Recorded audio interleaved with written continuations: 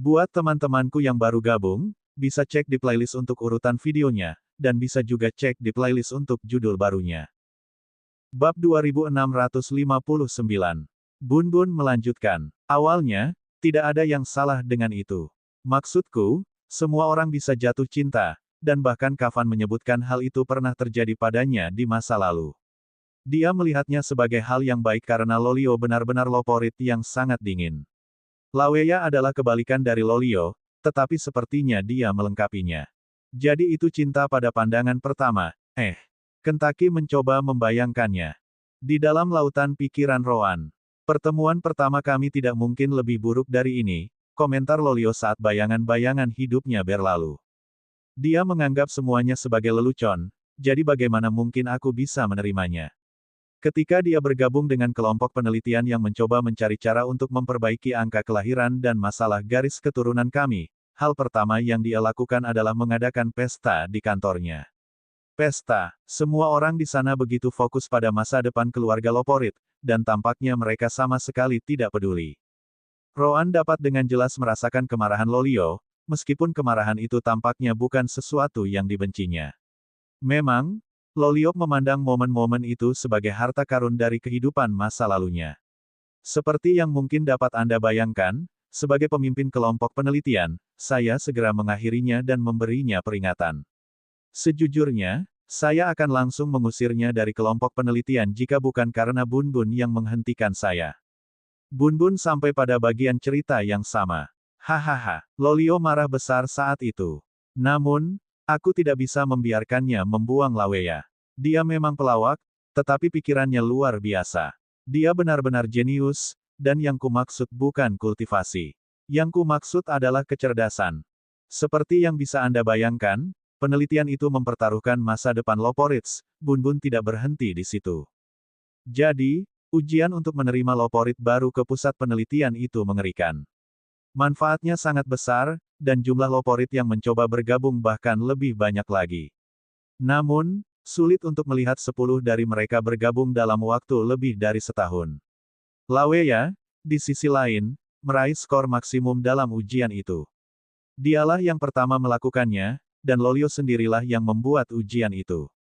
Bun Bun mengangkat bahunya. Tentu saja, jika kau pikir Lolio membenci apa yang dilakukan Laweya, kebalikannya juga tidak jauh lebih baik. Dia tidak menyukai sikap keras kepala Lolio dalam segala hal. Dia selalu berusaha menambah kegembiraan di pusat penelitian, yang membuat Lolio marah. Mengatakan mereka seperti air dan api adalah pernyataan yang meremehkan. Ryan mendesah menanggapi saat ia mengingat sesuatu dari kehidupannya di bumi. Di dunia asalku, ada pepatah, ada garis tipis antara cinta dan benci. Itulah pertama kalinya Bun Bun mendengarnya, tetapi dia sangat setuju sambil mengangguk dengan penuh semangat. Aku heran kapan itu berubah, komentar Lolio, mencoba mencari tahu di antara kenangan yang berlalu saat kebenciannya berubah menjadi sesuatu yang lain. Bukan hanya aku, tapi kami berdua. Sebesar apapun kebencian kami, tidak ada pihak yang bisa menyangkal kemampuan pihak lain. Yang terpenting, jelas bahwa kedua metode kami dalam memimpin kelompok kami efektif dengan caranya masing-masing. Roan tidak memperhatikan kenangan Lolio dan Laweya, tetapi justru memperhatikan orang-orang luar. Dalam beberapa kenangan itu, para Loporit di sekitar melihat keduanya bertarung dengan ekspresi aneh. Kau mungkin tidak menyadarinya pada awalnya, begitu pula dia. Namun, para Loporit lainnya tampaknya telah menangkap petunjuk jauh lebih awal daripada kalian berdua. Lolio terkejut sesaat, lalu ia juga memperhatikan para Loporit lain di sekitar ingatannya. Melihat itu, ia tak dapat menahan rasa malu. Bahkan mereka menyadari perubahan itu sementara Laweya dan aku tidak. Aku harap kau tidak menunjukkannya. Hahaha, sangat menyenangkan melihatnya. Bun Bun tertawa saat mengingat kenangan indah itu. Mereka berdua bertengkar satu sama lain di setiap kesempatan.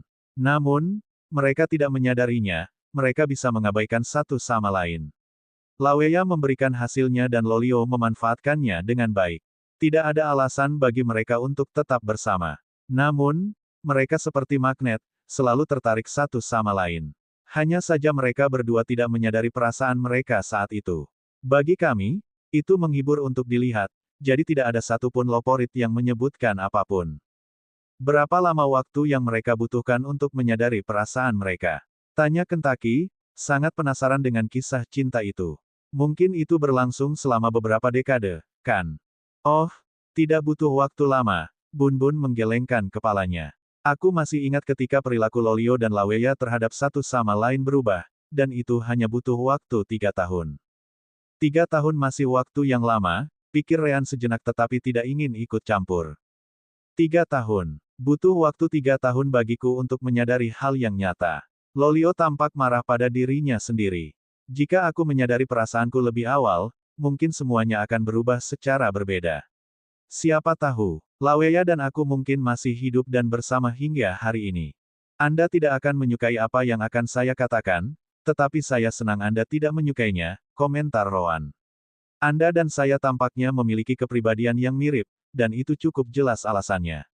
Meski begitu, saya tidak perlu berbohong.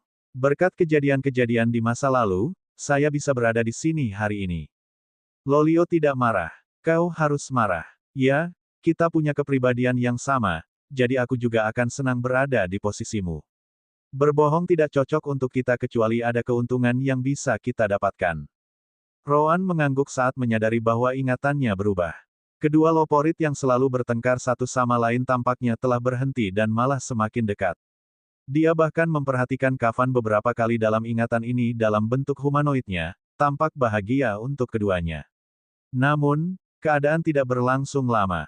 Tampaknya penelitian para loporit dan roh kematian akhirnya membuahkan hasil. Bab 2660. Selama penelitian untuk menemukan cara memperbaiki masalah angka kelahiran dan garis keturunan, kami akhirnya menemukan sesuatu yang lain, Bun Bun menjelaskan di luar.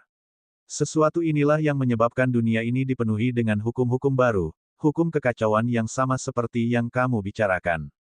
Rean terkejut. Bagaimana penelitian garis keturunan menghasilkan hukum kekacauan?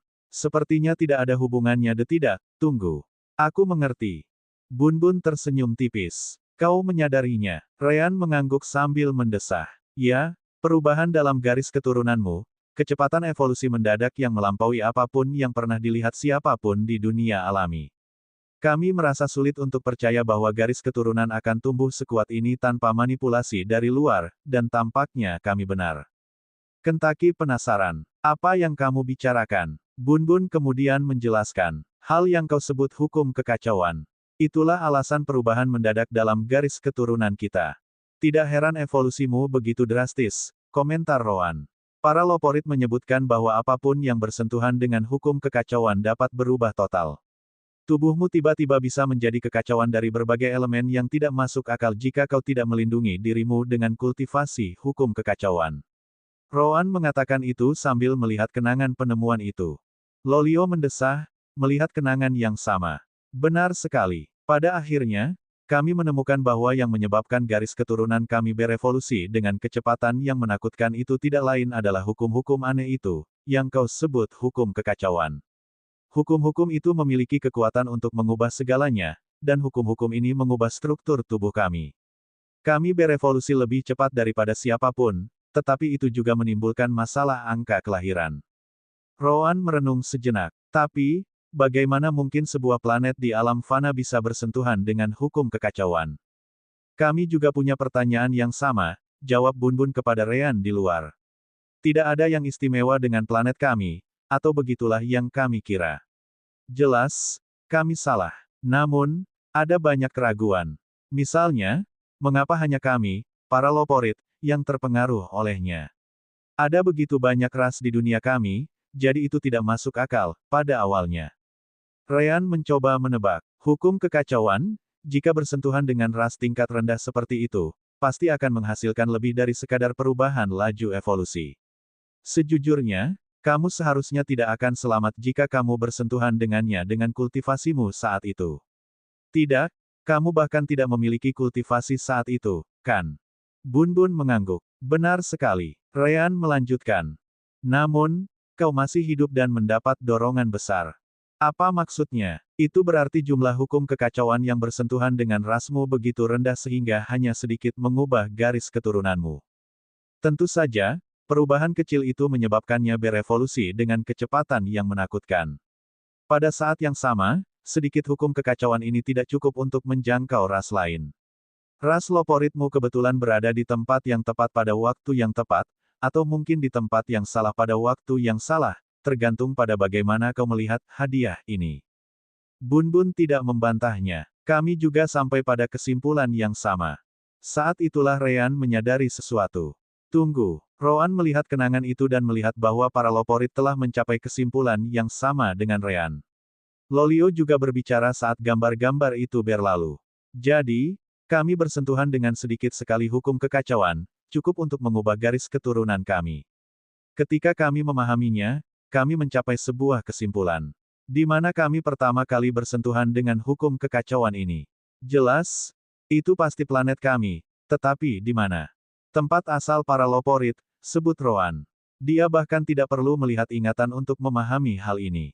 Seperti yang disebutkan sebelumnya, para Loporit berevolusi dengan cepat, tetapi mereka masih lemah pada awalnya. Mereka harus mengubah lokasi liang mereka beberapa kali selama perjalanan mereka. Lolio mengangguk. Tepat sekali. Aku langsung membaca catatan lama ras kita. Namun, kamu harus mengerti bahwa ketika kita pertama kali menjadi makhluk hidup, kita tidak sepenuhnya cerdas. Kita baru saja lahir, dan butuh waktu lama bagi kita untuk mendapatkan kecerdasan yang cukup untuk berpikir tentang merekam berbagai hal. Itu bukan masalah besar, kata Roan. Selama masa ketika Anda tidak begitu cerdas, saya sangat meragukan ras Anda akan memindahkan lokasi liang Anda terlalu jauh dari lokasi sebelumnya. Anda hanya perlu menelusuri catatan tertua dan melihat seberapa jauh di masa lalu Anda dapat mencapainya. Dimanapun catatan tertua menunjuk, liang pertama Anda, tempat Anda berhubungan dengan hukum kekacauan, pasti berada di suatu tempat di dekatnya. Sepertinya kamu juga mewarisi kecerdasanku, bukan hanya kepribadianku, kata Lolio sambil mendesah. Roan tidak begitu menyukai gagasan itu, tetapi mungkin saja itu benar. Jadi, apakah kau menemukan tempat di mana ras Loporit pertama kali bersentuhan dengan hukum kekacauan? Celis juga mendengar cerita yang sama dari Bun sebelum bertanya. Bun memikirkan masa lalu. Kami melakukannya, dan aku bersama kelompok yang mencarinya. Ryan kemudian teringat sesuatu. Sekarang setelah kupikir-pikir, menara yang dituju semua orang itu tampaknya menjadi sumber hukum kekacauan di dunia ini. Apakah menara itu juga menjadi alasan munculnya sedikit hukum kekacauan di masa lalu? Bun langsung mengonfirmasi. Ya, yang kami temukan tak lain adalah puncak menara itu. Dari sana, Kavan langsung merasakan keberadaan hukum-hukum aneh itu. Bahkan ada beberapa sisa liang kami di sana sejak kami belum menjadi makhluk cerdas, hanya beberapa kilometer ke atas. Sepertinya meskipun hanya sedikit hukum kekacauan yang mencapai bagian terdalam liang kami, paparan kami terhadap hukum-hukum ini cukup lama. Memang, cukup untuk mengubah garis keturunan kami. Lolio kemudian menatap Roan di laut pikiran. Para Loporit mengatakan kepadamu bahwa kami bukanlah binatang iblis, kan? Roan mengangguk dan menunggu Lolio melanjutkan. Mereka tidak berbohong, kami bukanlah binatang iblis. Kami bahkan lebih rendah dari itu. Kami tidak lebih dari sekadar hewan fana tanpa inti, benar-benar tidak lebih dari sekumpulan mangsa yang dimakan orang lain. Bahkan sekarang setelah kami cerdas dan memiliki inti, kami masih berbeda dari binatang iblis. Bab 2661. Apakah ada yang istimewa dengan Loporit racemu? Ryan bertanya pada Bun. Sebagai permulaan, tidak ada ras lain yang dapat mengalahkan kita dalam mengendalikan hukum kekacauan, kata Bun sambil mengumpulkan hukum kekacauan di telapak tangannya. Siapapun di ruangan itu dapat mengatakan bahwa kemahiran Bun bukanlah sesuatu yang dapat mereka tiru, setidaknya untuk saat ini.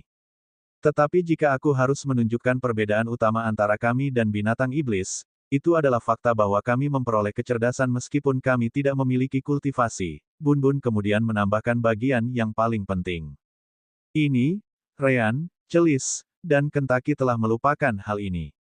Memang, di alam fana, seseorang harus mencapai setidaknya tahap kelima untuk memperoleh kesadaran sebagai binatang iblis, yang setara dengan seorang kultivator alam jiwa baru lahir. Di alam dewa, hal ini bahkan lebih gegabah, karena Anda harus mencapai alam transisi sebagai gantinya. Melihat wajah kelompok Ryan, Bun mendengus. Kami sudah bilang kalau kami bukan binatang iblis, tapi sepertinya baru sekarang kalian benar-benar mulai menganggap kami sebagai sesuatu yang lain, kan? Ryan menggaruk bagian belakang kepalanya saat Celis dan Kentaki mengalihkan pandangan. Lagi pula, para Loporit tampaknya adalah binatang iblis, jadi meskipun mereka mengatakan bukan, sulit untuk mempercayainya. Bun menambahkan satu hal lagi. Banyak sekali orang bodoh.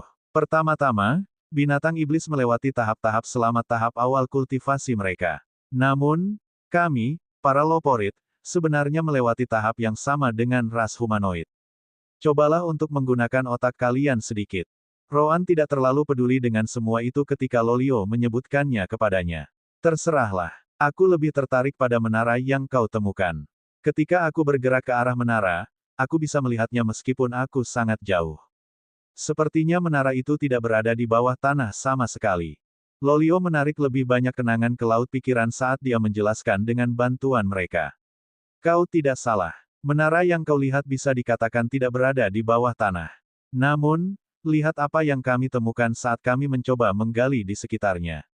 Roan menyerap semua kenangan itu dan akhirnya mengerti.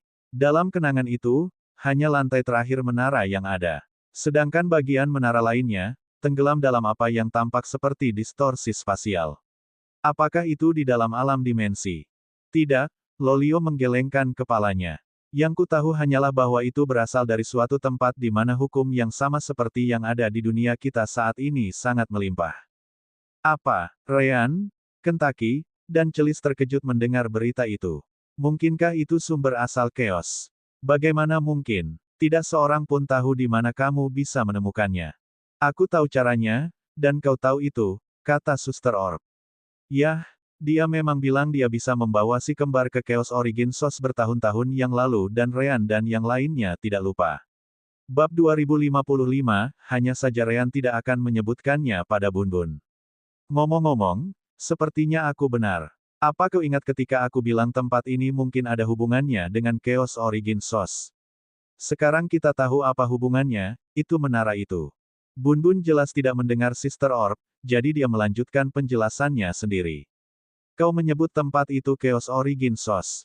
Yah, kurasa itu masuk akal karena kau menyebut hukum dunia kita sebagai Chaos Laws dan Chaos Energy. Namun, satu hal yang pasti. Dulu ketika kita menemukannya bersama Kavan, tidak ada yang menggunakan nama ini untuk hukum-hukum ini. Mungkin bawahan Kavan yang akhirnya menyebarkan berita itu bertahun-tahun kemudian. Ryan tidak meragukannya. Kavanlah yang pertama kali bersentuhan dengan Chaos Laws. Di dunia luar, kita punya beberapa benda yang mengandung sedikit Chaos Laws di dalamnya. Aku heran kapan hukum-hukum ini mulai disebut Chaos Laws. Pada saat yang sama, Ryan bertanya kepada Suster Orb. Suster Orb, pertama kali kami mendengar tentang Chaos Laws, Andalah yang memberi tahu kami. Apakah Anda ingat dari mana Anda memilih nama itu?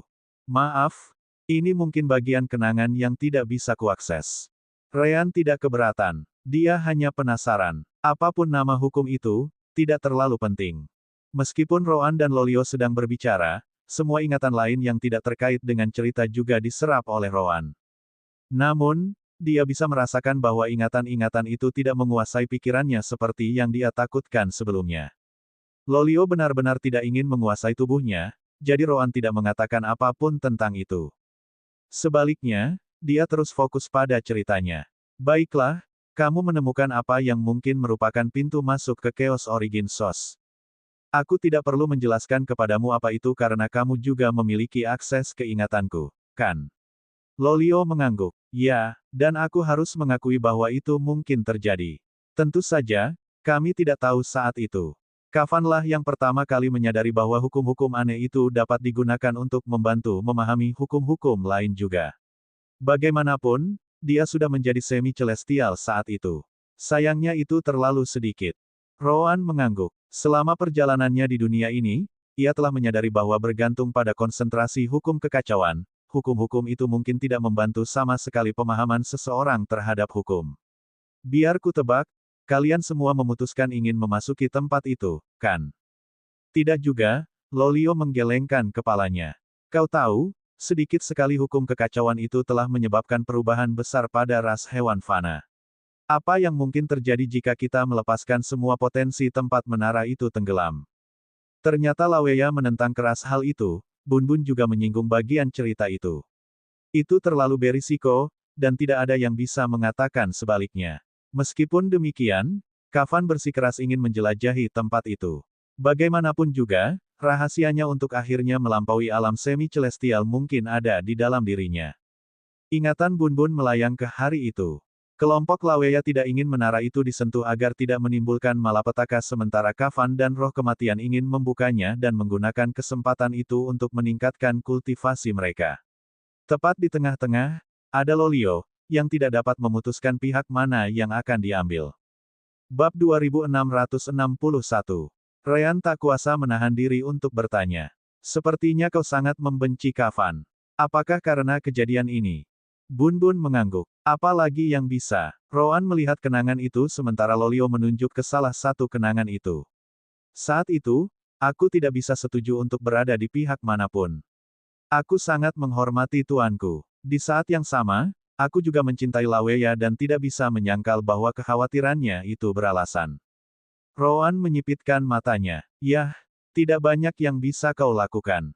Alasannya sederhana. Roh kematian jauh lebih kuat daripada kalian semua. Jika mereka mau, para Loporit pasti tidak akan bisa menghentikan mereka. Lolio mengangguk. Ya, suara roh kematian semakin keras setiap hari. Hanya tuanku yang mampu menahan mereka. Namun, bahkan dia tidak bisa mengabaikan kemungkinan yang mungkin ada di dalam menara itu. Kenangan lain kemudian berhenti di depan Roan, dipandu oleh Lolio. Tidak butuh waktu lama bagi Master untuk menyerah pada keinginannya dan tekanan roh kematian lainnya. Tanpa sepengetahuan kami para Loporit, dia menggunakan kekuatannya sebagai semi-celestial dan mengubah hukum di sekitar distorsi spasial. Bagaimanapun, koneksi sudah ada, dia hanya perlu memperluasnya. Roan menyerap kenangan itu dan melihat hasil dari tindakan itu. Saat hukum diubah, distorsi spasial meluas dengan cepat. Pada saat yang sama, menara, yang tenggelam dalam distorsi ini, melesat keluar seperti roket. Roan melihat dalam ingatan Lolio bagaimana menara itu melesat ke langit dengan kecepatan yang menakutkan. Namun, itu tidak berlangsung lama karena menara itu pun tidak tak terbatas. Dalam ingatannya, ia mengetahui bahwa menara itu memiliki tinggi tepat 1000 km, 621 mil, dengan lantai masing-masing memiliki 10 km. Itu hanya tinggi. Menara itu juga memiliki radius 20 km, 40 dari satu ujung ke ujung lainnya. Itu benar-benar raksasa. Tidak heran mudah untuk melihatnya dari jarak sejauh itu, pikir Roan. Namun, bukan itu masalahnya. Sebaliknya, saat menara itu muncul, semacam perisai ungu menyebar dari puncaknya. Dalam hitungan detik, seluruh planet diselimuti olehnya. Akhirnya, semuanya ditarik ke dalam jalinan ruang angkasa, menghilang dari alam fana. Itu kekuatan yang luar biasa, Ryan tak dapat menahan diri untuk tidak menyebutkannya. Yah, ahli alam surgawi tidak akan memiliki masalah melakukan hal seperti itu jika mereka dapat mempersiapkan diri, tetapi ada sesuatu yang memberitahuku bahwa itu tidak semudah itu. Bun Bun sangat setuju. Tidak, saat itu, kami masih belum tahu, tetapi kami tidak terseret ke alam dimensi. Kami malah menjadi alam dimensi yang berbeda dari apapun di luar sana. Kentaki tahu. Ya, kami mendengarnya. Dunia ini mampu melakukan perjalanan, yang tidak dapat dilakukan oleh alam dimensi lainnya. Itulah mengapa sangat sulit menemukannya. Celis lebih tertarik pada apa yang terjadi di dalam. Jadi, menara itu keluar. Apa hasilnya? Bun Bun mendesah. Itu persis seperti yang diprediksi Laweya. Sebuah malapetaka langsung melanda planet kita. Roan melihat dalam ingatannya bagaimana hukum kekacauan dan energi meledak dari distorsi spasial tempat menara itu berasal. Menara itu sendiri, dari semua jendelanya, melepaskan hukum kekacauan tanpa henti. Itu seperti balon yang mengempis setelah ditusuk, dan menara itu adalah jarum yang menyebabkannya. Dalam beberapa detik berikutnya, semua ras di planet ini dilanda konsentrasi besar hukum kekacauan. Seperti yang disebutkan oleh para Loporit berkali-kali, bersentuhan dengan hal seperti itu akan menyebabkan elemen-elemen tubuh seseorang menjadi tidak terkendali. Flinyu, ahli alam surgawi yang bepergian dengan Gragato, dengan mudah kehilangan lengannya. Orang dapat membayangkan apa yang terjadi pada ras-ras di planet ini yang tidak memiliki siapapun di alam Void Tempering atau di atasnya. Tubuh setiap orang berubah berkali-kali, menjadi tidak lebih dari sekadar kekacauan elemen. Bahkan jiwa mereka pun tidak luput. Di tengah-tengah itu semua, hanya para loporit yang tersisa. Kau mampu bertahan hidup. Lolio mengangguk dengan ekspresi muram. Ras loporit kita telah berhubungan dengan hukum kekacauan begitu lama sehingga hewan sederhana seperti kita berhasil memperoleh kesadaran dan kecerdasan tanpa perlu berkultivasi. Tanpa mengetahuinya, kita memperoleh semacam ketahanan bawaan terhadapnya. Namun, bahkan kita tidak akan bertahan lama jika konsentrasi hukum kekacauan terus meningkat seperti itu. Kami tidak tahu apakah semua ras telah musnah seperti ras di sekitar kami, lanjut Bun Bun menceritakan kisahnya kepada Rean, Kentucky, dan Celis.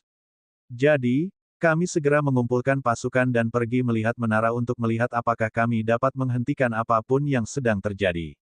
Di sanalah kami menemukan kafan dan roh kematian lainnya. Bun Bun kembali marah. Tidak perlu bertanya, siapapun yang bodoh pun bisa tahu mengapa menara itu tiba-tiba muncul seperti itu. Jelas, itu adalah perbuatan kafan dan roh kematian. Namun, kami tidak punya waktu untuk mengutuknya. Itu karena hukum kekacauan dan energi terus mengalir ke dunia kami tanpa henti, dan penghalang ungu yang muncul di langit memastikan hukum kekacauan dan energi tidak dapat keluar dari tempat ini. Bahkan, seharusnya sudah ada lebih banyak hukum kekacauan dan energi di luar sana. Namun ternyata kafan telah campur tangan lagi, dan sekarang dia menggunakan seluruh kekuatannya untuk menghentikan hukum kekacauan dan energi agar tidak keluar. Roan melihat bagaimana Lolio dan Laweya pergi untuk memeriksa kafan, hanya untuk melihatnya bertindak seperti perisai terhadap semua itu. Lolio mencoba mendekatinya bersama para loporit lainnya, tetapi kafan memerintahkan mereka untuk tidak mendekat. Bahkan dia telah kehilangan cukup banyak roh kematian dengan kultivasi yang lebih rendah. Dia tidak menyangka hal-hal akan menjadi begitu buruk, tidak, mungkin dia mempertimbangkan kemungkinan itu, tetapi dia harus mengambil risiko.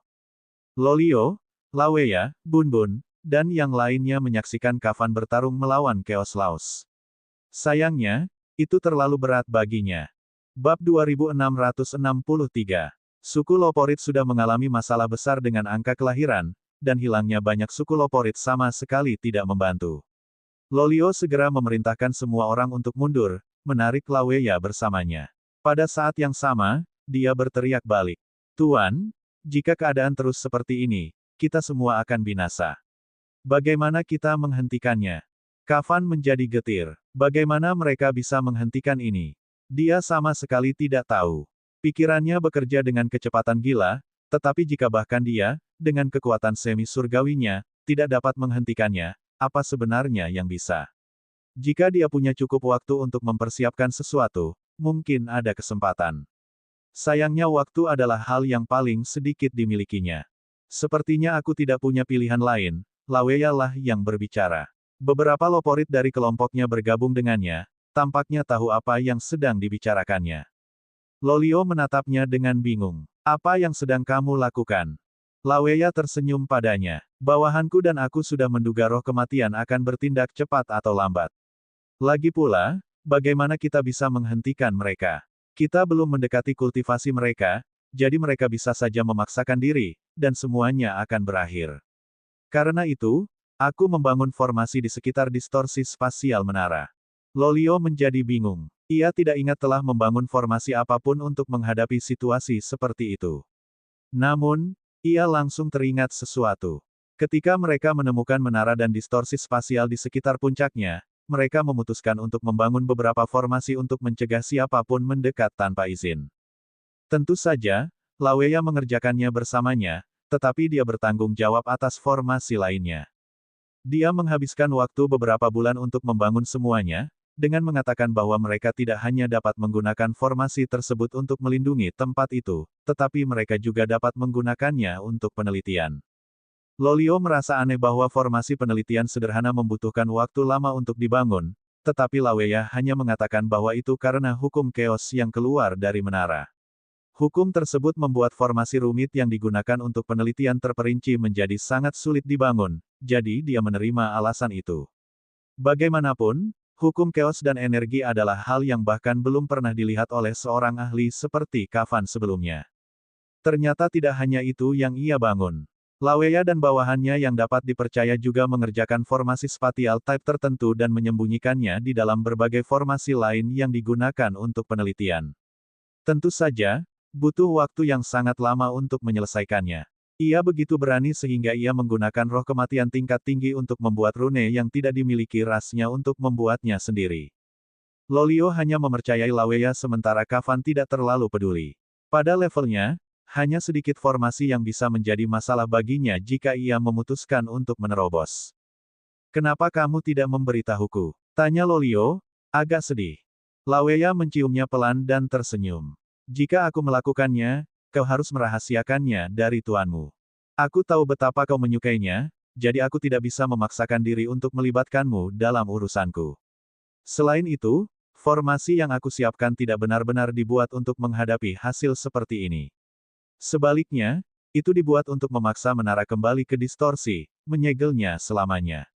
Tuanmu sangat menginginkan hukum di dalamnya, jadi bisakah kau menentang keinginannya dan membantuku menutupnya untuk selamanya?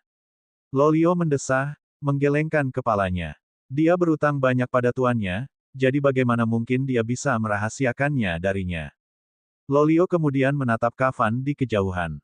Dia seharusnya merasakan kemarahan dan kebencian. Begitu banyak yang telah mati dalam waktu singkat menara ini muncul, tetapi dia tidak bisa memiliki emosi seperti itu untuk Kafan. Selain itu, mereka hanya hidup saat ini karena Kafan berusaha sekuat tenaga untuk menahan hukum kekacauan dan energi. Jika Kafan benar-benar tidak peduli dengan ras loporitnya, dia tidak perlu melakukan itu dan menempatkan dirinya dalam risiko. Laweya tidak punya waktu untuk memikirkannya. Dia melangkah maju dan menyampaikan perintah. Kalian semua, ambil posisi kalian. Bawahan Laweya segera menyebar, menempati beberapa posisi berbeda di sekitar menara, termasuk Bunbun. Lolio menatap Bunbun dengan heran. Bunbun, bahkan kau bahkan bukan bagian dari kelompok penelitian Laweya. Kau malah bersamaku. Bunbun mengambil posisi di dekat Laweya, seperti yang dikonfirmasinya. Tentu saja, aku sudah lama menjadi temanmu, jadi bagaimana mungkin aku membiarkan Laweya melakukan hal-hal ini tanpa campur tanganmu? Kau mempercayainya karena hubungan kalian, tetapi aku tidak memiliki hubungan yang baik dengannya, jadi aku memperhatikan hal-hal aneh yang sedang dia lakukan dengan bawahannya. Untuk memastikan dia tidak akan melakukan hal-hal gila dengan si tolol itu, aku harus bergabung dengannya. Kau bisa berterima kasih padaku nanti. Lolio menggaruk bagian belakang kepalanya, malu. Meskipun begitu, ia hanya bisa menerima kenyataan bahwa cinta membuat orang buta.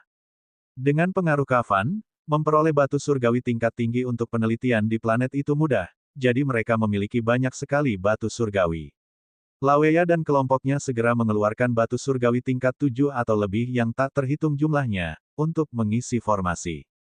Mengaktifkan. Semua loporit menyentuh formasi itu, yang dengan cepat menyerap kekuatan batu-batu surgawi. Sebanyak 14 pilar cahaya yang memancarkan energi asal surgawi yang kuat muncul di sekitar menara dan distorsi spasial. Pilar-pilar energi surgawi itu segera tertutup dalam distorsi spasial yang menghubungkan menara dengan sumber kekacauan, menariknya kembali ke sisi menara. Energi asal surgawi hanya satu tingkat di bawah energi kekacauan, dan tidak ada begitu banyak energi kekacauan yang datang dari menara dibandingkan dengan hukum kekacauan. Berkat itu, jumlah energi surgawi yang digunakan dalam formasi itu mampu menangkal ledakan hukum kekacauan dan energi kekacauan yang datang dari dalam. Formasi itu bekerja dengan sempurna, dan tampaknya tidak butuh waktu lama untuk memutus koneksi menara dengan Chaos Source. Namun, melihat kejadian itu, Kafan menguatkan tekadnya dan bergerak. Lolio, maafkan tuanmu. Aku harus pergi sebelum distorsi ditutup secara permanen. Jika takdir menentukan, kita akan bertemu lagi di masa depan. Aku akan memastikan untuk meminta maaf atas apa yang telah kulakukan dan menebusnya. Sebelum ada yang bisa mengatakan apapun, Kafan melepaskan pertarungannya melawan kekuatan menara dan terjun ke distorsi spasial. Dia bukan satu-satunya. Roh kematian tingkat rendah mati karena peristiwa ini. Namun, roh kematian tingkat tinggi yang masih hidup tidak dapat kehilangan kesempatan itu dan langsung mengikuti Kafan. Sayang sekali. Tepat saat Kafan dan roh kematian lainnya hendak melewati distorsi spasial, cahaya ungu bersinar di puncak menara. Bab 2664.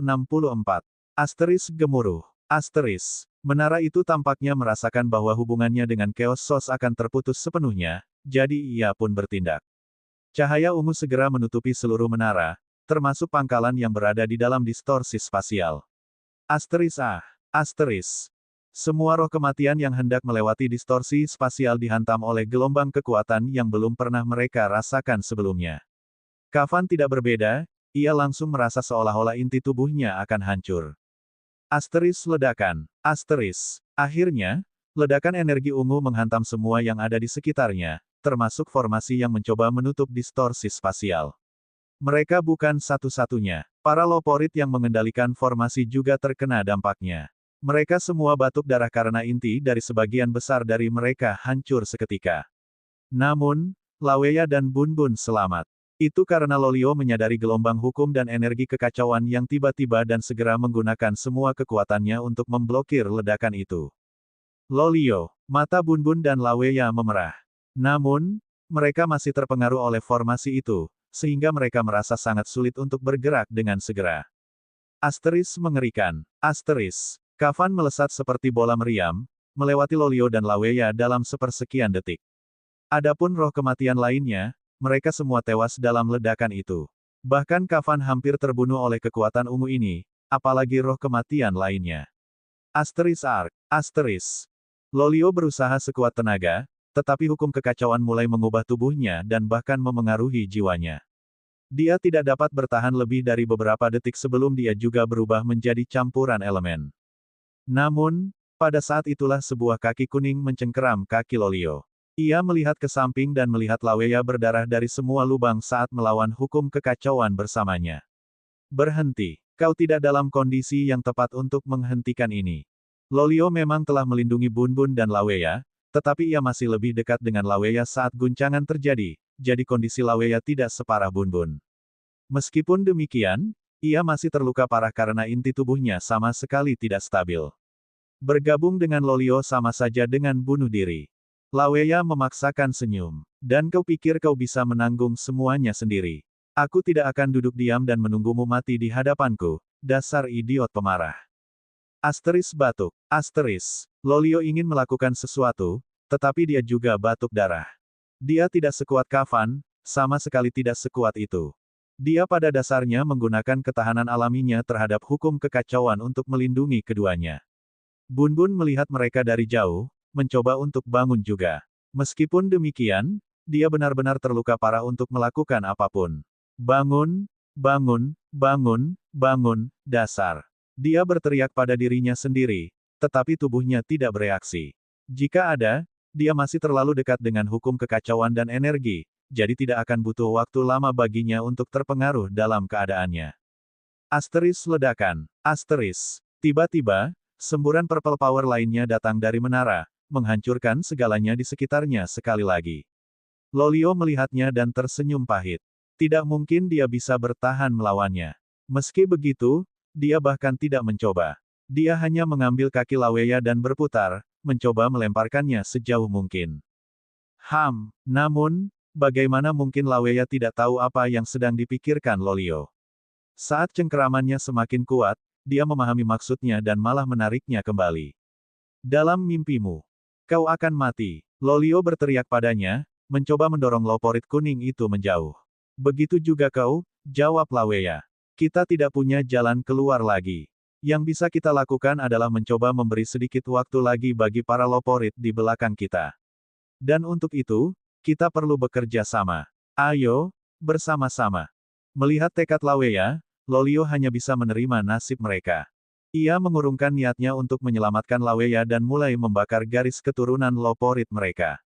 Itulah salah satu kemampuan yang mereka peroleh dengan garis keturunan mereka, seperti yang dapat dilakukan oleh binatang iblis biasa dengan garis keturunan yang kuat. Namun, dalam kasus mereka, tindakan seperti itu pasti akan berujung pada kematian sebagai ganti peningkatan kekuatan yang terbatas waktu. Bagaimanapun, mereka bukanlah binatang iblis yang sebenarnya. Berhenti. Bunbun berteriak dari jauh di belakang, ingin menghentikan mereka. Namun, sudah terlambat, gelombang kedua kekacauan, hukum, dan energi tiba. Kedua loporit itu dihantam langsung, hampir roboh dalam sekejap. Namun, mereka berhasil menghentikan ledakan itu agar tidak mengenai para loporit di belakang mereka, meskipun itu tidak berlangsung lama. Kultivasi mereka adalah hukum, dan kekuatan garis keturunan mereka hanya dapat membeli sedikit kekuatan. Tepat saat para Lolio dan Laweya hampir kehabisan kekuatan. Mengerikan. Seseorang muncul di depan mereka berdua. Kafan. Menguasai. Kafan mendengar suara mereka dan mengerahkan seluruh kekuatannya untuk menghentikan gelombang itu agar tidak membunuh Laweya dan Lolio. Sayangnya, dia juga terluka parah, jadi dia tidak akan bertahan lama. Batuk. Namun, dia juga mendengar saat kekuatan garis keturunan Laweya dan Lolio habis. Di tengah panasnya momen itu, Kafan tidak menyadari bahwa keduanya sedang membakar garis keturunan mereka. Baru sekarang, karena dekat dengan mereka, dia menyadarinya. Dasar bodoh. Apa yang telah kalian lakukan? Laweya mengeluh, sudah mulai kehilangan kesadaran. Itu, salahmu. Lolio juga hampir tidak bisa membuka matanya. Namun, bahkan setelah semua yang terjadi, dia tidak bisa menatap tuannya dengan kebencian. Kemarahan. Ya, ada kemarahan tak terbatas di matanya, tetapi bukan kebencian. Semua karena aku tidak bisa memutuskan pihak mana yang harus kuambil, gumamnya sejenak. Tidak, hati Kafan berdarah saat melihat mata Lolio terpejam. Setelah bertahun-tahun hidup bersama para Loporit, bagaimana mungkin dia tidak tahu tentang kekuatan garis keturunan yang mereka miliki? Bagaimana mungkin dia tidak tahu apa yang akan terjadi jika mereka membakarnya? Bahkan dia tidak dapat membalikkan prosesnya. Bunbun juga melihat air mata darah mengalir dari matanya. Namun, pada saat ini, gelombang besar hukum kekacauan dan energi tiba-tiba berkurang. Bab 2665. Beberapa orang yang selamat melihat ke arah menara, terkejut. Mengapa energi dan hukum aneh itu tiba-tiba kehilangan kekuatannya? Semburan kekuatan ungu yang tiba-tiba dari menara telah membuka sepenuhnya distorsi spasial yang menghubungkannya dengan tempat asalnya. Pada saat itulah mereka melihat alasannya. Cahaya ungu yang sama yang diaktifkan juga melindungi menara. Lapisan cahaya ungu, mirip dengan cahaya ungu yang menutupi planet mereka, kini melindungi menara. Lapisan ini sendiri menempati ruang yang jauh lebih besar, yang agak mencekik distorsi spasial. Sederhananya, tidak banyak ruang lagi bagi hukum kekacauan dan energi untuk melewatinya. Itu seperti mencoba memasukkan bola ke dalam lubang yang tidak cukup besar untuknya, jadi Anda memampatkan bola untuk masuk ke dalam lubang. Bus. Di puncak menara, cahaya ungu mulai berkumpul di ujungnya. Setelah itu, semua cahaya terkompresi saat bola berwarna ungu mulai terbentuk. Namun, cahaya itu menghilang beberapa saat kemudian, digantikan oleh apa yang tampak seperti kristal ungu. Akhirnya, kristal ungu memasuki lantai terakhir menara, mengakhiri peristiwa yang disebabkan oleh menara tersebut. Bunbun akhirnya memulihkan sedikit kekuatannya dan mencoba mendekati Lolio dan Laweya. Kafan, tentu saja, juga ada di sana. Sayangnya, kekuatan garis keturunan Laweya dan Lolio telah sepenuhnya habis. Alasan para Loporit mati setelah membakar kekuatan garis keturunan mereka adalah karena hal itu juga memengaruhi jiwa mereka. Hal itu memutus hubungan dengan dunia luar, tidak menyisakan apapun kecuali cangkang kosong. Jiwa mereka akan segera mengikuti jejak jiwa lainnya, dikirim ke dunia bawah untuk bereinkarnasi. Bangun, dasar idiot. Bunbun memukul mereka dengan kakinya, meskipun dia tidak punya tenaga untuk melakukannya. Jelas, itu tidak ada gunanya. Laweya dan Lolio sudah pergi dan tidak ada cara untuk membawa mereka kembali. Kafan mendekat, tetapi Bunbun segera menempatkan dirinya di antara mereka. Kau, itu semua karena kau. Kau tahu bahwa tidak mungkin kita bisa kembali setelah membakar garis keturunan kita. Namun, tindakanmulah yang memaksa mereka untuk menggunakannya. Apa sekarang? Apakah kau akan membunuh kami semua? Kafan melirik ke arah menara. Setelah memastikan bahwa menara itu tampak stabil, ia berubah menjadi wujud manusia sambil menggelengkan kepalanya. Rasa sakit di wajahnya tidak lebih rendah dari Bunbun, dan rasa malunya terlihat jelas. Kau benar, itu semua salahku. Bunbun mencoba menghentikan Kafan agar tidak mendekat, tetapi bagaimana mungkin dia bisa menghentikan seseorang selevel Kafan. Air mata mengalir dari mata Kafan saat dia melihat kedua Loporit itu. Tuan benar-benar idiot. Aku tidak bisa menang melawan keserakahanku, dan itu menyebabkan seluruh planet hampir hancur. Namun, ini belum berakhir. Distorsi spasial masih ada, jadi aku akan memasukinya. Dia kemudian meraih tubuh Laweya dan Lolio.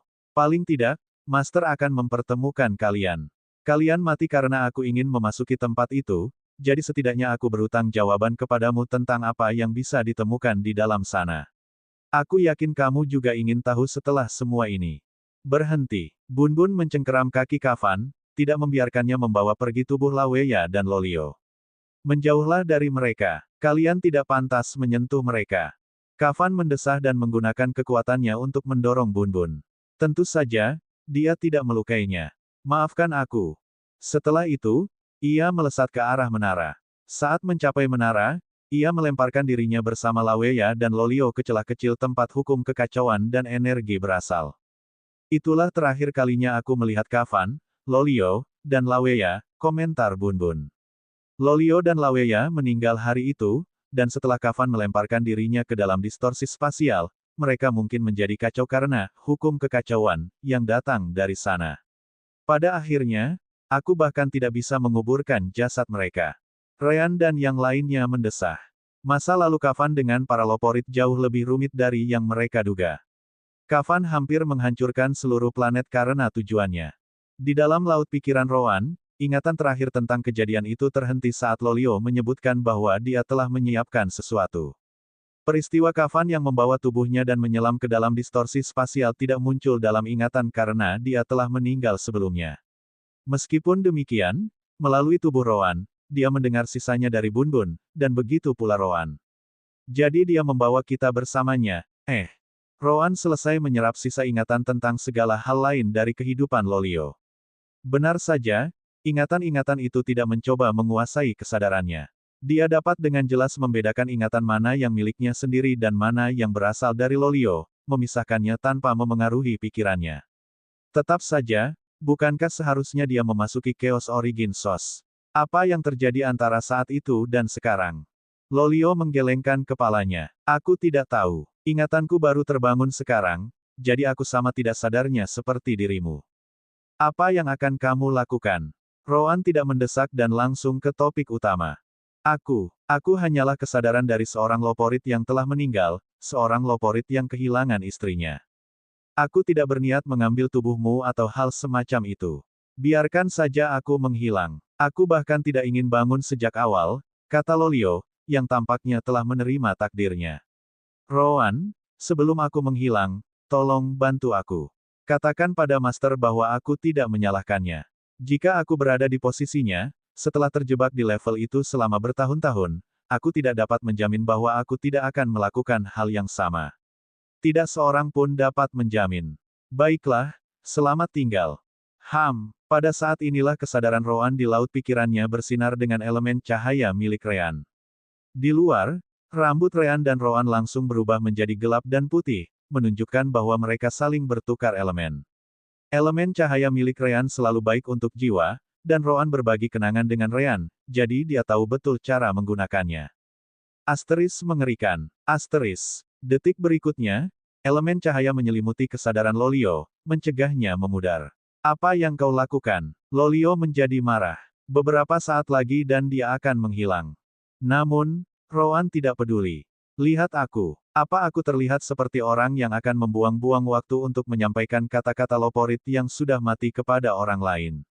Persetan, kau akan memberitahunya sendiri. Tetaplah di sana dan tunggu sampai aku menyuruh si idiot itu membuatkan tubuh baru untukmu. Karena kau adalah kesadaran yang terpisah, aku akan menemukan cara untuk menjauhkanmu dariku. Lolio terkejut. Kau tidak mendengarku. Aku tidak ingin terus hidup, sialan. Dan aku tidak peduli. Jawab Rowan tanpa peduli. Sekarang setelah Lolio hampir menghilang, dia terlalu lemah untuk melawan kekuatan penyegelan Rowan melalui elemen cahaya Ryan. Lagi pula, jika kau ada di sini sekarang, mengapa Laweya tidak ada? Lolio membeku sesaat. Benar, kesadarannya masih terjaga. Jika memang begitu, maka mungkin. Melihat perubahan perilaku Lolio, Rowan menambahkan. Jangan terlalu nyaman. Aku akan segera mengusirmu. Aku sama sekali tidak suka dengan ide untuk berbagi pikiranku. Juga, gambaran kenangan lain muncul di benak Rowan. Benda kecil yang kau persiapkan sebelum menara muncul. Aku akan memanfaatkannya sebaik-baiknya. Bab 2666. Di luar, Bun Bun dan yang lainnya berbicara sedikit lebih banyak. Namun, Bun Bun sama seperti Lolio. Dia juga tidak tahu apa yang terjadi pada Kafan setelah dia memasuki Chaos Origin Source. Sungguh mengejutkan melihat Kafan kembali ke dunia ini. Aku hanya tahu dia memasuki tempat yang kau sebut Chaos Origin Source untuk mencoba melampaui alam semi-celestial. Mengenai apa yang terjadi di sana, aku tidak peduli. Lolio dan Laweya sudah pergi, begitu pula banyak ras lain dan hampir semua Loporit. Aku lebih baik membunuhnya saja. Tiba-tiba, Rowan melepaskan tangannya dari kepalanya. Tubuhnya berkeringat, seolah-olah telah melalui cobaan yang sangat berat. Namun, saat dia membuka matanya, hanya rasa dingin yang sama seperti biasanya yang terlihat di sana. Rowan kemudian bangkit dan menggunakan energi surgawinya untuk menghilangkan keringat. Pada saat yang sama, warna rambut si kembar juga kembali normal. Ryan melihat itu dan tidak dapat menahan diri untuk berkomentar. Kau membuatku takut sesaat. Jika kau menggunakan terlalu banyak elemen cahaya, hukum kekacauan akan mengubahnya menjadi hal lain, dan kau akan celaka. Dengan peningkatan dalam hukum kekacauan, kelompok Ryan perlahan mulai mampu menggunakan elemen mereka sendiri lagi tanpa dipengaruhi oleh hukum kekacauan. Namun, mereka masih jauh dari mampu menggunakan sebanyak yang biasa mereka lakukan di luar negeri ajaib ini. Ryan takut Rowan, dalam kondisi aneh itu, akan menggunakan terlalu banyak sekaligus. Itu akan menjadi bencana. Kentucky tampaknya tidak peduli tentang hal itu. Persetan, apa yang terjadi? Apa kau tahu? Namun, sebelum Rowan sempat menjawab, Bunbun melompat ke bahunya dan menatap wajahnya dari samping. Lolio, apakah itu kamu? Dia tampak berharap akan sebuah keajaiban. Namun, Rowan mendengus. Jangan bandingkan aku dengan si idiot yang ingin bunuh diri itu. Jika aku tidak menghentikannya, dia pasti sudah pergi. Dia ada di sini, tapi aku menyegel kesadarannya. Bunbun terkejut. Apa maksudmu? Rowan tidak punya banyak kesabaran untuk menceritakan semua yang terjadi, jadi dia hanya melanjutkan seluruh kisah dan menggunakan indera surgawinya untuk mengirimkannya ke dalam pikiran semua orang. Pada dasarnya begitulah.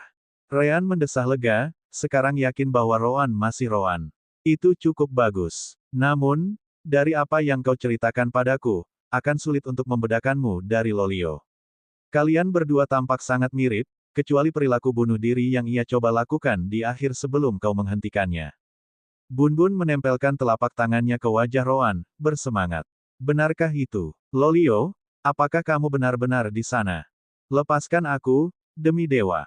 Rowan akhirnya kehilangan kesabarannya dan mendorong Bunbun menjauh. Bunbun tidak mencoba memaksa, jadi dia turun. Baiklah, tapi biarkan aku bicara padanya. Bagaimana dia masih hidup? Aku harus yakin. Rowan mengabaikan Bunbun dan hanya menatap Ryan. Apakah kau punya satu lagi boneka yang kau gunakan untuk memindahkan jiwa orang itu ke dalam? Rowan jelas berbicara tentang roh fragmen yayasan semesta yang mereka temukan di alam dimensi Asum. Ryan merenung sejenak dan mengirimkan kesadarannya ke alam dimensi permata jiwa. Setelah memeriksa dengan para ahli lain di sana, ia akhirnya memberikan jawaban. Aku punya bahan untuk membuat yang lain, tetapi akan memakan waktu beberapa hari. Satu-satunya masalah adalah boneka yang kita buat saat itu dibuat sesuai dengan sifat roh itu. Jika kau ingin aku membuat boneka lain untuk Lolio, boneka itu perlu dimodifikasi sedikit. Rowan mengerti. Kau perlu memeriksa jiwaku, kan? Ryan mengangguk. Ya, tapi dari apa yang kau katakan, Lolio hanya memiliki kesadarannya saat ia berbagi jiwa denganmu. Boneka itu tidak dapat memiliki kesadaran tanpa jiwa, jadi apa yang akan kau lakukan? Apakah kau sedang memikirkan? Ya, Rowan memotong perkataan Ryan. Kami memiliki elemen cahaya milikmu, jadi tidak akan butuh waktu lama bagiku untuk pulih. Aku akan memisahkan sebagian kecilnya dengan kesadaran Lolio di dalamnya, lalu menggunakan elemen cahaya milikmu untuk menyembuhkan jiwaku dan bagian kecil yang kuberikan pada Lolio. Ryan menyipitkan matanya. Meskipun elemen cahayaku dapat membantu menyembuhkan jiwamu, tetap saja ada risiko bahwa kau akan terpengaruh secara permanen. Rowan tampak tidak khawatir. Aku hidup sebagai roh kematian hampir sepanjang hidupku. Roh kematian pada dasarnya adalah jenis jiwa, jadi aku memahaminya lebih baik daripada orang lain. Selain itu, apakah kau tahu berapa banyak jiwa yang telah kukirim ke jalur reinkarnasi? Kau tidak perlu khawatir. Selain menjadi sedikit lebih lemah untuk beberapa waktu, aku dapat menjamin tidak akan ada serangan balik, terutama dengan elemen cahaya yang mendukungmu. Ryan tidak punya alasan untuk meragukannya. Yah, kamu tampak cukup percaya diri, jadi aku akan berhenti di situ saja. Namun, yang kehilangan kesabarannya sekarang adalah Bunbun. Apa yang sebenarnya kau bicarakan? Boneka, boneka apa? Apa kau berencana memasukkan Lolio ke dalam boneka sialan itu? Rowan tidak menyembunyikannya. Ya, itulah idenya. Apa? Kau berharap aku menyerahkan tubuhku? Tidak mungkin aku akan melakukannya. Akulah yang membawa tubuh ini ke tingkat ini, jadi berbahagialah karena setidaknya aku memberikan Lolio tubuh dan sebagian jiwaku agar dia bisa bertahan hidup. Lagi pula, Lolio tidak akan menerima mengambil alih tubuhku, dan kau tahu itu. Ini, Bunbun terdiam. Pertama, jelaskan semuanya padaku, kali ini dari awal. Kok bisa ada kesadaran Lolio di dalam dirimu? Rowan, tentu saja, langsung melanjutkan semuanya dan menggunakan pesan Divine Sense. Cukup itu saja. Bunbun merasa sulit untuk mengatur semuanya dalam pikirannya. Terlalu banyak informasi sekaligus. Meskipun demikian, ia memahami bagian-bagian yang krusial. Jadi, Kafan menggunakan jiwa Lolio untuk membuat salinan roh kematian, dan salinan itu adalah dirimu, dan sekarang kenangan kehidupan masa lalumu sebagai Lolio terbangun, namun, itu tidak menguasai pikiranmu.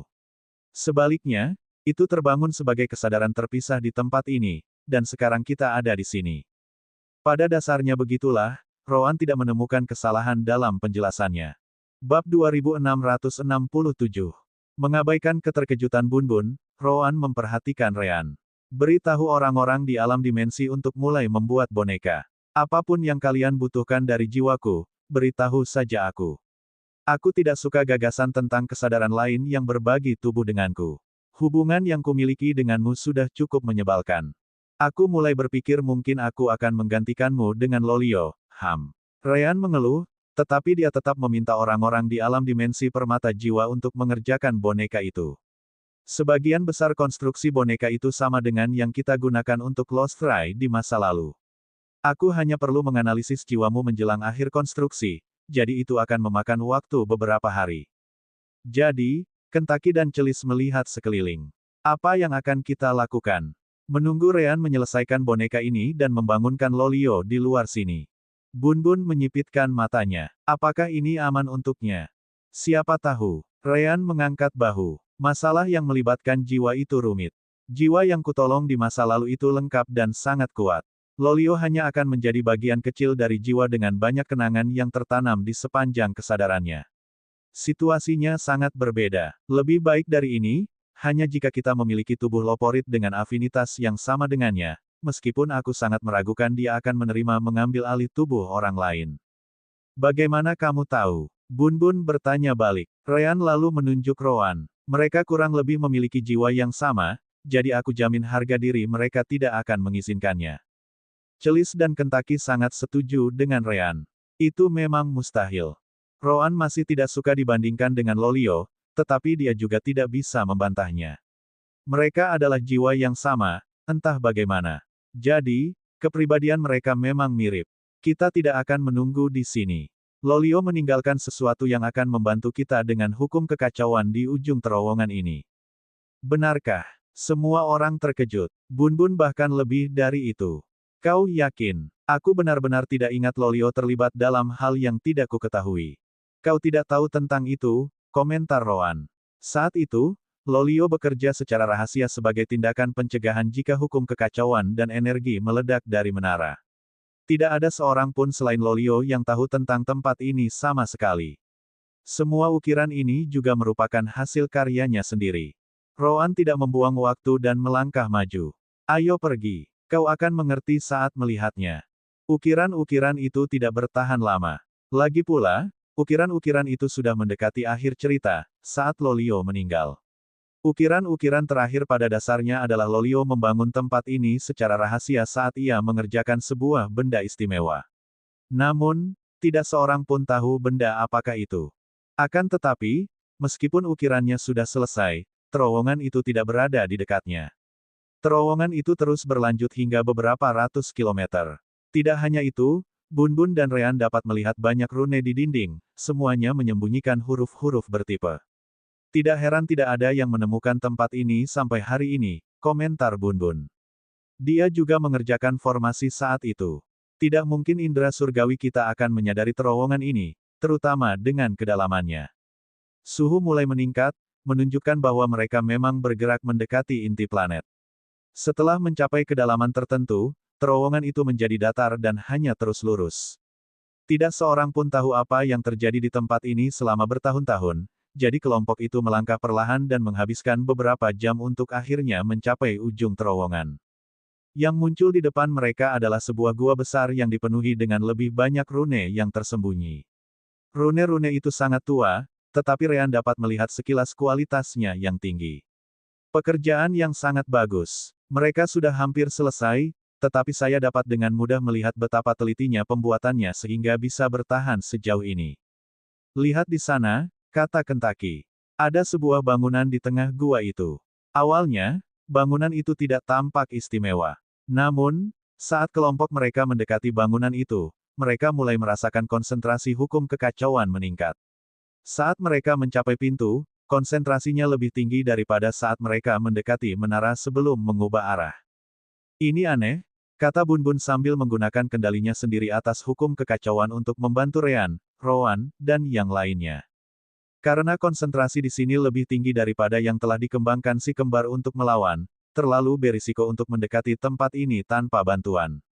Bunbun, tentu saja, tidak mempermasalahkannya. Kita cukup jauh dari menara dan distorsi spasial. Sebaiknya kau berhati-hati. Satu-satunya cara agar tempat ini memiliki konsentrasi hukum kekacauan dan energi yang begitu tinggi adalah jika ada binatang ajaib di dalamnya. Rean, Kentaki, dan Celis punya pemikiran yang sama. Binatang-binatang itu memang satu-satunya saat mereka menemukan lebih banyak hukum kekacauan di area dengan konsentrasi rendah. Namun, sebelum ada yang sempat bersiap, Roan langsung mendorong pintu hingga terbuka. Itu bukan binatang ajaib. Mata Bunbun hampir terbelalak saat melihat Roan melemparkan dirinya ke tengah-tengah semua hukum kekacauan dan energi itu. Hei, tunggu. Bunbun mencoba menghentikan Roan, tetapi Roan mengabaikannya. Baru pada saat itulah Bunbun dan yang lainnya menyadari bahwa hukum kekacauan dan energi di dalam gedung itu sama sekali tidak memengaruhi Roan.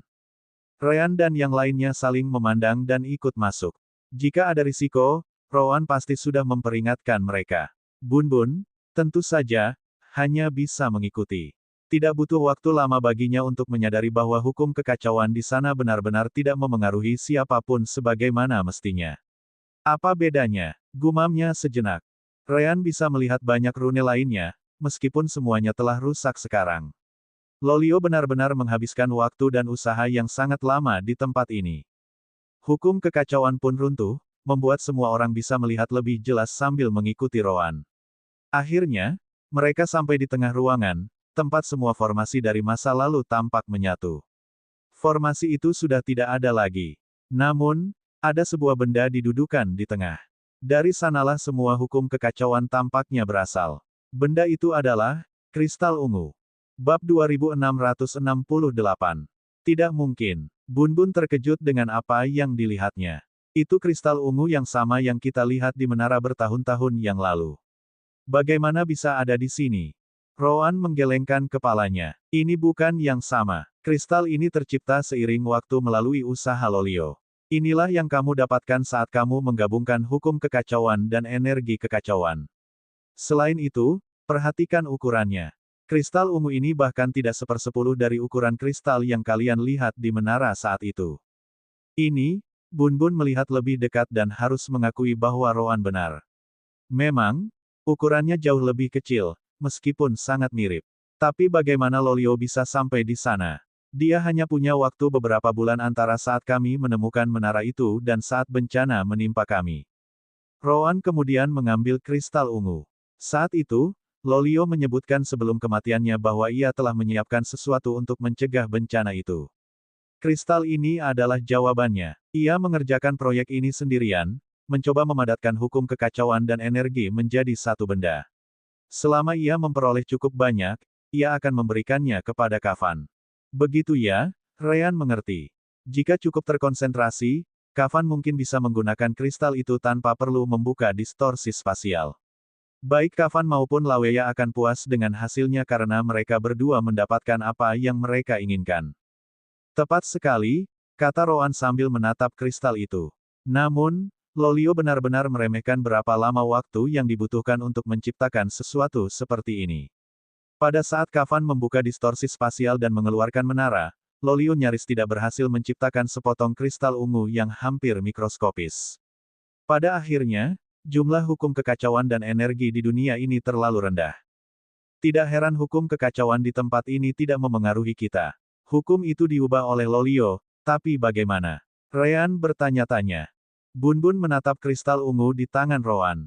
Entah bagaimana, dia merasakan sedikit hubungan dengannya, seolah ada sesuatu yang familiar di dalamnya. Mungkinkah? Roan meliriknya. Sepertinya kau mengerti. Benar, Lolio menggunakan garis keturunan Loporit dan formasi untuk membuat kristal ini. Yah, sejujurnya, kristal ini seharusnya 2 kali lebih besar. Sayangnya formasinya tidak tahan uji waktu, jadi kristalnya berakhir dengan ukuran seperti ini. Ryan menggelengkan kepalanya. Fakta bahwa formasi itu bertahan cukup lama hingga kristal ini tumbuh sebesar ini adalah bukti betapa mengagumkannya formasi itu. Kita berbicara tentang hukum kekacauan dan energi di sini. Sudah kubilang, rune di tempat ini, meskipun rusak dan hanya sedikit yang tersisa, menunjukkan betapa tingginya kualitasnya. Kentaki kemudian bertanya, jadi dia berhasil memusatkan cukup banyak hukum kekacauan dan energi untuk menciptakan kristal ungu ini, kan? Apakah dia tahu ini akan menjadi hasil akhirnya? Roan membenarkan. Ia mempertimbangkan kemungkinan itu. Meskipun kristal ungu itu sangat kecil setelah beberapa bulan, Lolio mampu merasakan energi yang familiar yang berasal dari kristal itu dan menara itu. Ia tahu bahwa kristal ini pasti terhubung dengan apapun yang ada di menara itu. Ketika ia melihat kristal ungu di puncak menara setelah tindakan Kafan, ia semakin yakin tentang hal itu. Baiklah, itu saja. Celis sudah mulai tidak sabar. Jadi, bagaimana tepatnya kita menggunakannya? Bisakah kita menyerapnya untuk membantu kita memahami hukum kita sendiri? Itu salah satu kegunaannya. Roan mengangkat kristal itu sambil berbicara. Kegunaan lainnya adalah untuk segera maju ke level tertinggi kultivasi chaos. Kita hanya akan berada di belakang para Loporit, yang memiliki konstitusi yang terkait dengannya. Itu akan menempatkan kita pada level yang sama dengan para semi-celestial di dunia ini. Bagaimanapun, kekuatan Chaos Laws berada di atas kekuatan kultivasi, seperti yang kau lihat Lotiri tunjukkan di Loporit Burrow. Hukum kekacauan dan energi di dalam benda ini sangat lembut, bahkan dalam semua kekacauan keberadaannya, semua karena garis keturunan Lolio. Kita dapat menyerap segalanya dan membuat kultivasi kekacauan kita sendiri mencapai tingkat yang memungkinkan kita melawan siapapun secara setara, Roan menyimpulkan. Tentu saja, Roan lalu menambahkan informasi lainnya. Ini hanya berlaku saat kita berada di dunia ini, di mana hukum kekacauan dan energi ada. Begitu kita keluar, kultivasi kekacauan menjadi tidak berguna karena tidak akan ada lagi hukum kekacauan dan energi yang bisa digunakan. Bahkan jika kita membawa barang-barang yang mengandung hukum kekacauan di dalamnya, itu akan terlalu jauh dari cukup untuk digunakan dalam pertempuran nyata di luar sana. Celis bahkan tidak perlu berpikir. Kalau begitu, mari kita segera serap dan pahami hukum kita sendiri. Itu saja yang kita butuhkan, kan?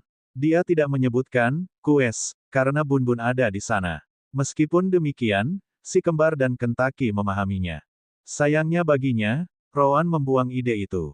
Jika kita menggunakan kristal ungu ini, kita dapat dengan mudah memahami sublau pertama yang kita butuhkan. Tapi, bukankah ada kristal ungu yang jauh lebih besar di tempat tertentu? Semua orang teringat kristal ungu raksasa di puncak menara. Kau gila, Celis langsung mengeluh. Kita akan berhadapan dengan semi-celestial di sana, tahu. Kau ingin membuat mereka marah. Roan tersenyum tipis. Aku tahu apa yang ada di pikiranmu. Lavi, si Loporit berbulu biru, menyebutkan bahwa beberapa dari mereka tampaknya memiliki informasi sebelum datang ke tempat ini, jadi ada kemungkinan mereka tahu tentang keberadaan kristal ungu. Membawanya pergi saat mereka masih di sana sama saja dengan meminta untuk diburu begitu kita meninggalkan tempat ini. Tidak akan lucu jika kita membawa beberapa semi-celestial di punggung kita, dan kesepakatan yang mereka miliki pasti tidak akan berguna dalam menghadapi kristal ungu itu, yang berpotensi membantu mereka memasuki alam surgawi. Namun, Lanjut Rowan. Mungkin itu sepadan dengan risikonya. Alasannya sederhana, kristal ungu yang sangat besar itu mungkin cukup bagi kita untuk memahami semua subhukum kita sekaligus.